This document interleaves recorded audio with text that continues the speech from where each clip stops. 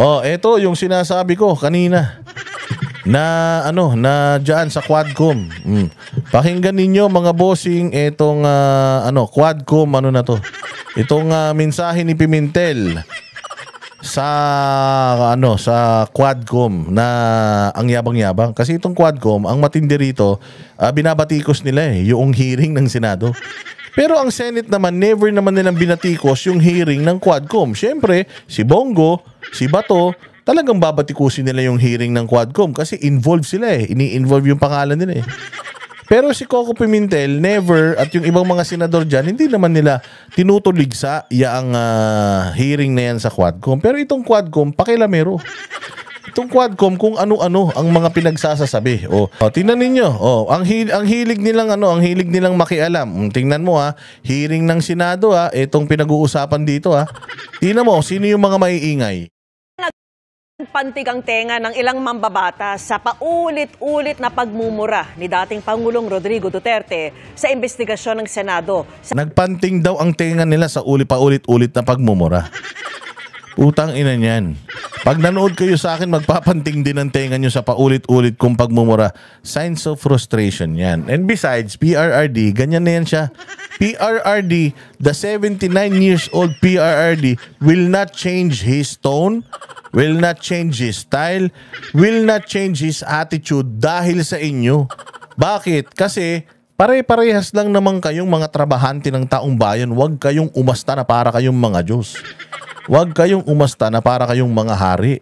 Huwag kayong magmalinis dahil putang ina, ang daming hinahanap ng taong bayan sa inyo. Ang daming nire-require ng taong bayan sa inyo, hindi pa kayo nag-a-adhere. So, kung magmura si PRD, kung magmura ako, wala kayong magagawa kasi frustrated na kami. And si PRD, do you think the 79-year-old him na naging presidente ng Pilipinas, naging mayor, naging piskal, naging congressman? Sa tingin nyo, putang ina, makikinig yan sa inyo pag sinabi yung bawal ka magmura, ulul. Ang ina nyo. Bawal ako magmura, mga ulul kayo. Ang ina, ipakulong nyo ko.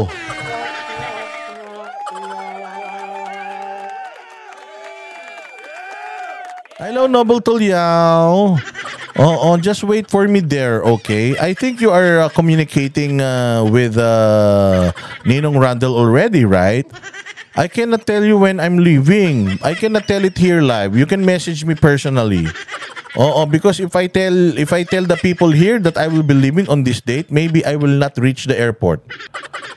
Maybe they will kidnap me and they will ask ransom.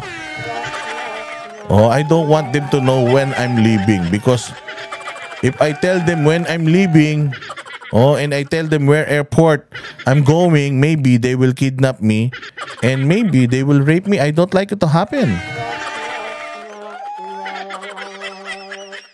So just ask Ninong Randel, my itineraries with him already. My itineraries with him already.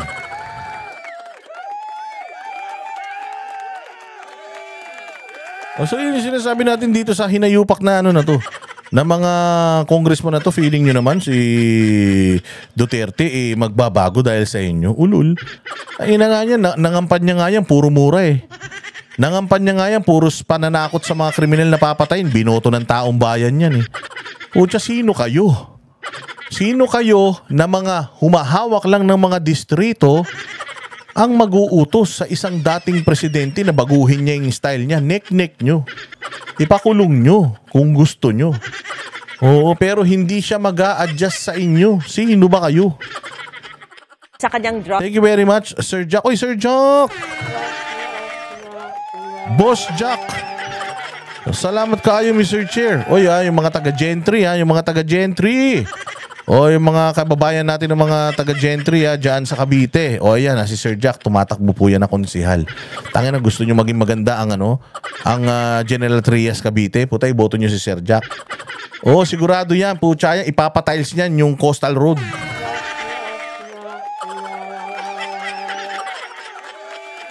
Kapag nanalo si Sir Jack, lahat ng basketball nyo, yung mga court, bababaan niya para putang ina walang sumablay. Yung mga ring, gagawin niyang parang mga batya. Para lahat ng tira nyo pasok.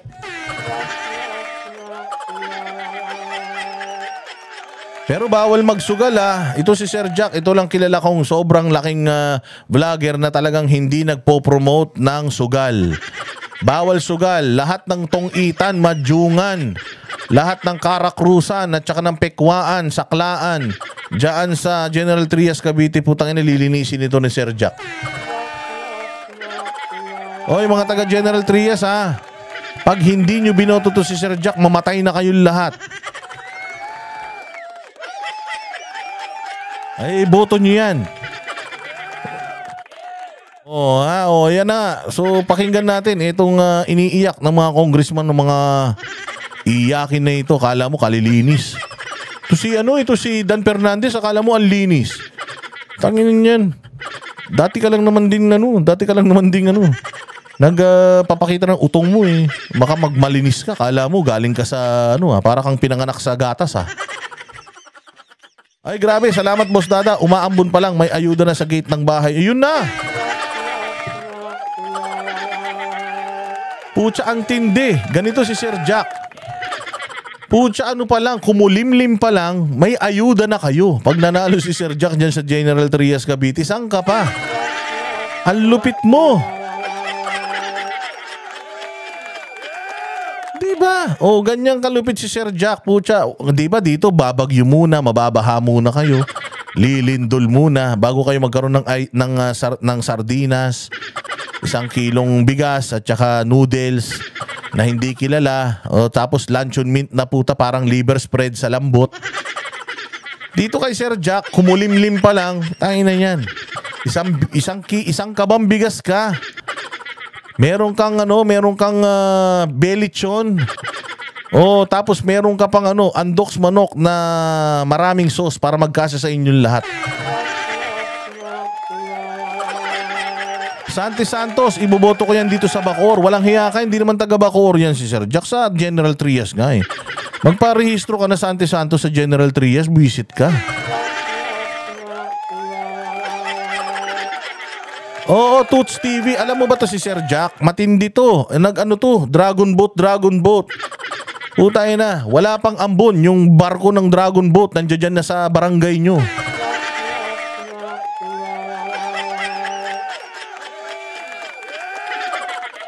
Kaya ninyo yan yung mga taga General Trias, Cavite, ang bossing natin na si Boss Jack. Nyo yan si Sir Jack ilagay nyo yan, iboto nyo yan. Hanapin nyo na, siya na nag-iisang Jack dyan.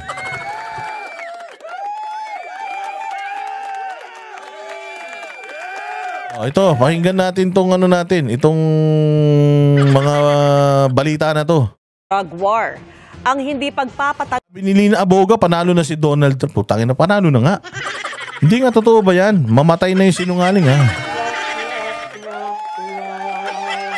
Tots TV, iboboto ko. Madami akong kaibigan dyan, matutulungan Santi Santos. Hindi nga, promise to, totoo to tumatakbo si Sir Jack dyan mahal niya ng mga Pilipin, galit yan sa poverty porn. Ikaw naman, Tots TV, iboboto mo sa Mindanao, loko-loko ka. Lagi sa Mindanao to. Yung bossing niyan, taga Mindanao. Panalo na si Trump. Tunginong galing nyo naman. Tinan ko nga. Ito ka, mga manluloko kayo. Pakinggan muna natin. Si Sir Jack Gaming, FB ni Sir Jack. Sir Jack Gaming ang FB ni Sir Jack. Huwag niyong pansinin yung mga ginagawa-gawa niya doon. Hindi totoo yun. Ginagawa niya lang yun for the views. Pero hindi talaga yan loko-loko. Mabait na tao yan. Pag nanalo kayo, magko-concert yan dyan sa Philippine Arena. Imbitado kayo lahat. Pucha yan. Magko-concert si Sir Jack. Ako nang sagot ng ticket nyo mga banateros.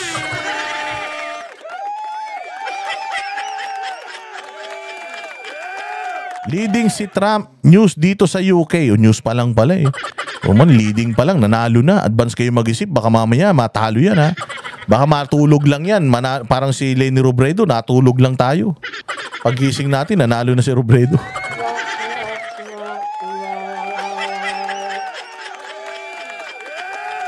Sige. Iyan na natin to, play natin to.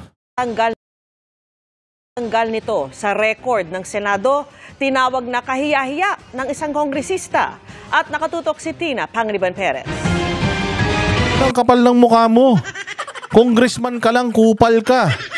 Congressman ka lang, kupal. Ang ano mo, ang boto mo, wala pa sa kalingkingan ng boto ng mga senador. Kapal na mukha mo, kaya nga 3 taon lang kayo nanunungkulan eh. Dahil lugi naman yung mga binoto ng buong Pilipinas. Kaysa sa inyo, gusto nyo pa maging 6 na taon yung isang termino nyo. Kapal ng mukha nito, kala mo matalino. Also for the information. Sa pagharap ni dating Pangulong Duterte sa Senado noong Lunes para sagutin ang mga tanong sa investigasyon sa madugong war on drugs ng kanyang administrasyon, tila sumakit ang tenga ng ilang senador sa mga narinig na mura. Sinabi ko yan sa mga pulis. Kayong mga pulis, pag pumasok kayo dyan sa droga, kayo ang mauuna. Nag-rape ng bata, yan pinatay, patayin mo. Trabaho kayo dyan. Alam nila yan. Ano mong tawag dyan? Passion. Ang tawag dyan is passion. Tang ina, naglilinis-linisan kayo? Mura lang. Umiiyak na kayo. Gusto nyong girahin natin yung China tapos mura lang ni Duterte. Putang ina, takot na kayo. Mga hayop kayo. Ang kakapal ng mga mukha ninyo. Sinasabi nga ni PRRD, show us your open the books. Pakita nyo yung ginastos nyo from from the first peso to the last centavo. Para malaman natin kung saan nyo dinala pera ng taong bayan. Anong ginawa ninyo? O wala. Wala kayong ginawa hanggang ngayon. Ang ginagawa ninyo, pinipersecute nyo yung mga Duterte. Ayos, nakaabot ako. Musta boss dada? Emmanuel Badajos. Salamat kaayo, Mr. Chair. Mabuhay ka. Mura lang, galit na kayo. Alam nila yan kung paano ko sila murahin. Do not give me that shit to put. Noon pa lang umalma na si Senador Risa Sabi na, si Risa nga, hindi makaporme. Hoy, Dan Fernandez, kapal ng mukha mo. Sino ka ba? Kapatid ka lang ni Gary. Hindi ka nga nanalo kay Gary. Ginulpi ka nga lang ni Gary sa Mara Clara kung makaasta ka. Hindi ka nga naging leading man eh. Sa mga pelikula eh. Puros ka lang supporting cast dahil hindi ka naman magaling. Sino yung makaasta ka? Kala mo kung sino ka? Ontiveros. Sorry sir, Mr. Chair, baka maaring ang resource person tumigil magmura. Wala kang pake. O anong ginawa ni Duterte? Ulul, hindi nyo matatakot yan. Pagtapos sinabi to, namumutla na. Putang ina. Namumutla na si tanga. O. Matapos sinabi nito na bawal magmura, putang ina, nagmura hanggang magsi-walk out sila. O, hindi ba? Anong ginawa? If you cannot stand the heat, get out of the kitchen. Anong ginawa ni Ontiveros? Ilang taon niyang pinanalangin na makaharap niya, makadibati niya si Duterte. Anong ginawa ni Ontiveros? Lumayas. Anong sabi ni PRD? Guilt is personal. Anong sabi ni Madam? Yes, it is personal. Ang ina niyan. Tapos, ang sinasabi pa ng mga dilawang tae na biglang I would like to request for a quick suspension. Sabi ni PRD, di ba? Sabi ng mga dilawan, ayan na kita mo nag-request na ng suspension, takot na hindi makasagot. Hindi nila alam, tuloy-tuloy pa rin yung mga kamera na diyan sa Senado. Pinakita nung pag-suspend ni Coco Pimentel noong hearing. Alam mo sabi niya, Coco, can you teach her? Can you teach this person? Can you tell her that guilt is personal? Kasi sabi niya, magtanong ka muna sa mga abogado. Hindi ka abogado eh. Magtanong ka sa abogado. May mga abogado ka naman eh. Ask them, is guilt personal? Pero ang sabi, ang propaganda nitong engot na to sa TikTok niya, natakot daw si Duterte sa kanya sumagot, kaya daw pinaputol ni Duterte. Hindi. Ayaw kang mapahiya ni Duterte diyan sa Senado. Kaya sabi niya, hey Coco, you teach this bitch. you teach her, you tell her, you confirm that guilt is personal. Can you tell this person? Kasi sobrang tanga eh.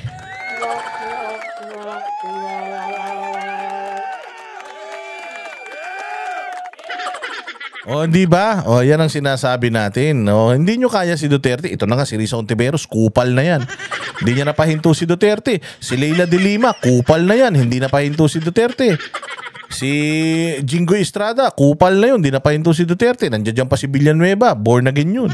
Bawal magmura sa kanila. Hindi nga nila napahinto si Duterte. Dan Fernandez, ikaw pa kaya? Tangina, baka maligo ka ng kupal at PI dyan sa Congress kapag pinatawag niyo yan.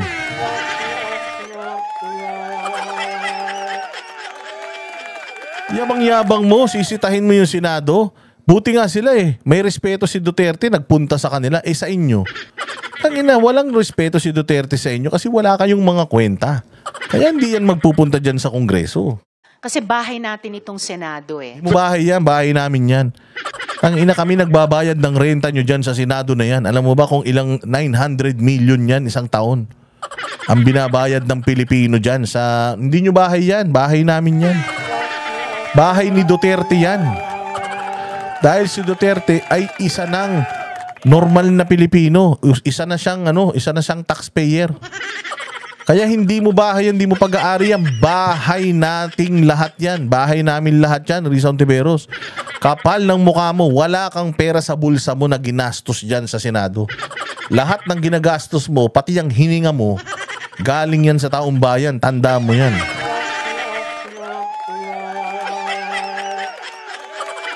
Huwag niyong angkinin para hindi kayo nanalo para maging hari at para pagsilbihan. You represent the people. Ibig sabihin, mga ano lang kayo, palimos lang kayo sa mga Pilipino. Yung mga budget ninyo, yung mga pinagmamalaki nyo, mga ayuda nyo, galing lahat yan sa mga Pilipino. Therefore, ang Senado ay bahay ng mga Pilipino, hindi bahay mo, kapal mo. Pwede lang kayo, papatayin kita. Hindi lang ako magmumuro sa... Okay. Iwasan lang po. We try our best na iwasan na po. Anyway, naintindihan po namin. Si Senate President Ano sabi ni Duterte? Dating Senate President to si Coco Pimentel, bar top notcher. Oh, alam niya kung kailan siya magre-respeto. Oh, matalino to si Coco eh. Puta, paano to si Dan Fernandez? Wala namang utak yan, puta. Ano bang aral niyan? Sabi nga niya eh, hindi na daw niya kailangan mag-abuga siya, i-google lang daw niya. So pati mga abogado minamaliit niya. Na-google lang daw, hindi na daw kailangan mag-abogado. Saan ka pa? Chis Escudero, tila nasobrahan din sa mga narinig na mura. Walang lugar yan dito sa Senado. Sobrahan talaga. Hindi, ito totoo ah. Sa ibang tao, walang lugar talaga yung pagmumura. Kaya lang si Duterte yan eh. I'm sorry. Duterte is loved by the people. Duterte is the best president in the president of the Philippines. Pinalakpakan pa nga yan dyan sa sinasabi nyong bahay ninyo. Wala talagang lugar yan dyan. Pag hindi si PRD. Kung talagang ayaw nyo na magmura-mura yung tao dyan, si PRD, most especially si PRD, wag nyo nang imbitahin. Because that is PRRD. Presidente siya, ganyan na siya. Tinatwa siya ng Katoliko, ng Catholic Church, tinabla siya ng mga human rights human rights activists dahil sa kanyang unstatesmanlike na ugali. Doon siya minahal ng tao eh. Bakit siya mag-a-adjust sa inyo? Binoto lang niya kayong lahat. Sang-ayon ako doon. Ang sagot ng dating Pangulo ay nagkukwento lamang siya at ang kinukwento niya ay nagmumura siya noon. Hindi yata totoo yon sa lahat ng mga pagmumurang ginawa niya. Ang pagmumura ay hindi normal, ang pagmumura ay hindi parte ng anumang proceedings at ang pagmumura ay hindi dapat isang bagay na maging manhid tayo. Ulol! Tang ina nyo, pagmumurahin namin kayo kapag kupal kayo.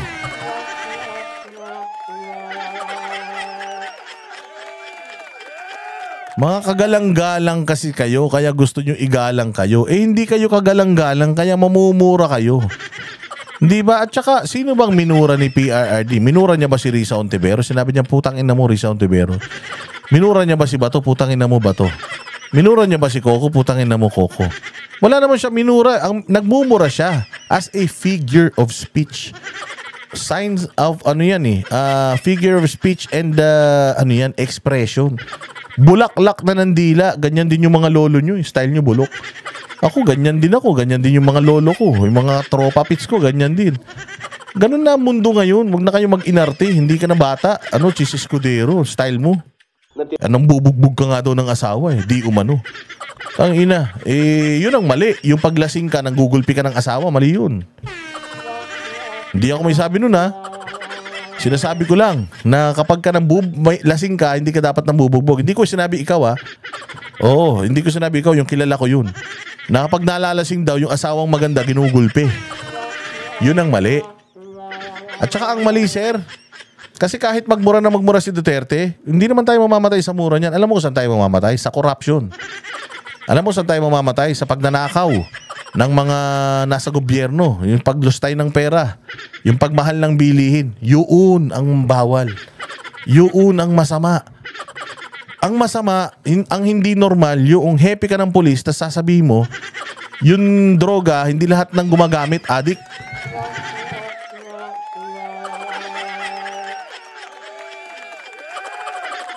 Diba? Diba? O, ang hindi tama, yung ginagawa kang Senate President ka tapos ginagawa kang tagahawak ng baso. Yun ang hindi tama, sir. Yun ang walang lugar sa Senado. Yung mga walang betlog o yung mga doble kara, walang lugar sa Senado yan.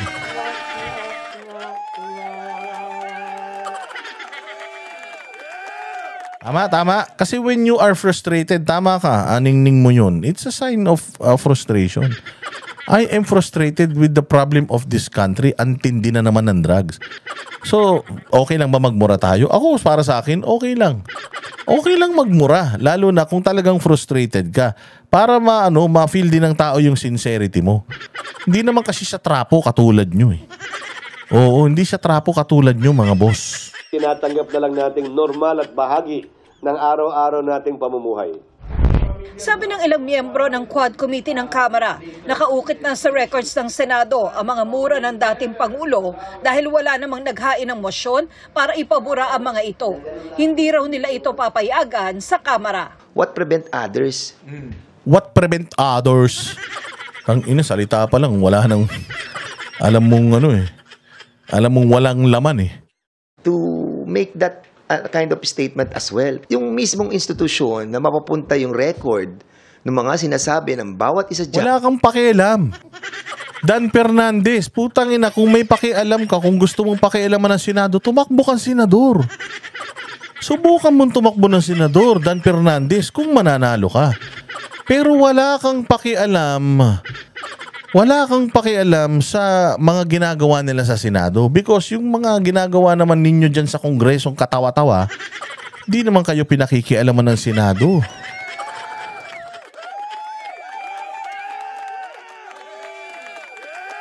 Putangin na Dan Fernandez, kamukha mo na si Paps Fernandez, kakaritoke mo ng mukha. Wala rin kaming pakialam doon.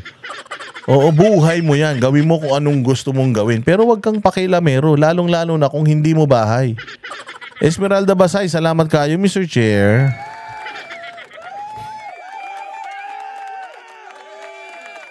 Mamaya, yari kayo kay Coco Pimentel. Nababasahin ng mga susunod na henerasyon. Ano ngayon? Putang ina, alam na namin na yung naging presidente, wag na kami pakialam sa susunod na henerasyon. Alam mo kung si PRD, wala kami pakialam sa sasabihin ng susunod na henerasyon because again, yung henerasyon na na yung sinasabi mong susunod, hindi naman magbabasa yun ng mga ng Senate Senate script. Ano ba sinasabi mo? Susunod na henerasyon ng politiko, wala kaming pake, pag-aari namin kayo lahat. Pero kung sinasabi mo susunod ng mga henerasyon ng mga Pilipino, putang ina, sinong gago ang magbabasa ng script sa Senado? Besides, alam naman namin, 6 na taon nagmumura yan. 6 na taon na pinagmumura-mura lahat ng mga kriminal niyan sa Pilipinas. So alam na namin yan. We know what to expect. Kayo lang naman tong linis-linisan, bait-baitan. Baka mamaya niyan, mapunta kayo sa langit-langitan. Nakakaya tayo. Hindi nakakaya kayo. Alam mo ang nakakaya, sir? Yung meron kang witness, tapos pinipilit mo siyang papirmahin or i-confirmahin yung statement ng ibang witness. Yung meron na nga kayong hearing, kinakausap nyo na nga sila dyan, kinakausap nyo pa sila ng pasikreto. Yun ang mali, sir. Yun ang ayusin mo. Ayusin nyo muna yung mga sarili ninyo. Sabihin mo kay Chua, bago magsimula ng hearing, alamin muna niya yung rules para hindi siya napapahiya kay Inday Sara. Alamin nyo muna. Kasi kaya walang nangyari sa Pilipinas sa loob ng mga ilang dekada dahil puro papogi yung mga leader, congressman, senador. Nagkaroon tayo ng presidente na totoong tao, na alam ang problema ng tao, alam kung ano ang susolusyonan na problema natin. Nagkaroon tayo ng presidente na matibay, na matapang, na hindi kasinlambot ninyo. O yan ang ano natin, yan ang alam na namin yan na palamura si Duterte. Wala sa amin yung kayo lang naman nasasaktan eh. Alam nyo kung ba't nasasaktan kayo? Kasi nga, utangin na, yung mga tumbong ninyo, puros mga almoranas. Hindi nyo kaya, hindi nyo mapabagsak ang mga Duterte. Kaya naman, putya yan, kung ano-ano nang pinaggagawa ninyo sa mga buhay nyo. Kaya. We should not allow any vulgar statement in this hearing. Yung PI, hindi lang mura yan eh. Ba't dumidila ka sa cellphone? Ba't nagsiselfie ka na nakadila? Wala nga pakialam eh. Wala nga pakialam si Duterte sa paglalabas-labas mo ng dila mo eh. Wala nga pakialam si Duterte, nagpipicture ka ng wala kang damit eh. Pastor ka pa naman eh. Wala nga siyang pakialam eh. Tapos pakikialaman niyo sa pagmumura niya. Meron na bang taong nakulong dahil sa pagmumura? Kasi kung ibagbabawal niyo yung pagmumura, gumawa kayo ng batas na bawal magmura. Tanggalin na natin sa buhay natin yan. Nanay ko, tinutukoy mo dyan eh. Para sa GMA Nanay ko tinutukoy. Bait ah.